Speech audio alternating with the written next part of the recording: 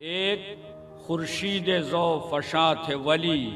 انجم و ماہ و کہکشاں تھے ولی، انجم و ماہ و کہکشاں تھے ولی، نو بنو گل کے گل ستاں تھے ولی، نو بنو گل کے گل ستاں تھے ولی، عطر بیزی میں بوستاں تھے ولی۔ ہزاروں سال نرگس اپنی بیٹوئی پہ روتی ہے، بڑی مشکل سے ہوتا ہے چمن میں دیدہ ور پیدا۔ آج دفتر دارالقضاء امارت شریعہ ارڑیا میں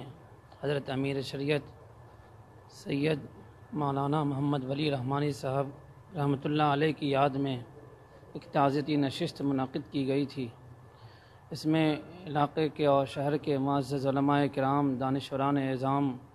ائمہ کرام سب تشریف لائے۔ سبھوں کی مشترکہ بات سے یہ بات سمجھ میں آئی کہ سب یہی بات کہہ رہے تھے کہ آج ہم سب ایک بے باک لیڈر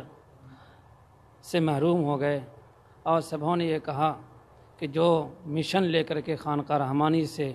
جناب مولانا احمد ولی فیصل رحمانی، اسی طرح جناب فہد رحمانی لے کے چلیں گے، ہم سب اس کا ساتھ دیں گے۔ اللہ تعالیٰ کی مرضی ہے یہ، مولانا کو جب تک ان کی زندگی تھی اللہ تعالیٰ نے کام کا موقع دیا،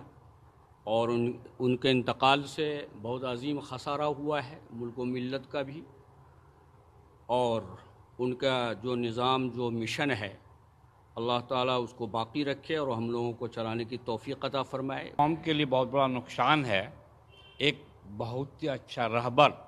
قائد ہمارے بیچ میں نہیں رہے، وہ رہبر جو قوم کے آخری انسان تک کے بارے میں سوچتے تھے، اس غریب کے بارے میں بھی سوچتے تھے جس کے ہاں تعلیم کا بباس نہیں پہنچاتا، ان کے بچے بھی پڑھیں، جس کے تحت انہوں نے رحمانی سپر 30 قائم کیا اور اس کو مکمل کیا ہے۔ حضرت امیر شریعت مولانا سید محمد ولی صاحب رحمۃ اللہ علیہ کی رحلت سے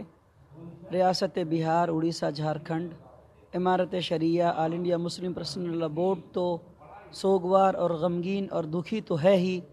پوری ملت اسلامی ہند اور عالم اسلام میں جو خلا ہوا ہے، قریبی دنوں میں، مستقبل قریب میں اس کی بھرپائی اور اس کی تکمیل نظر نہیں آتی۔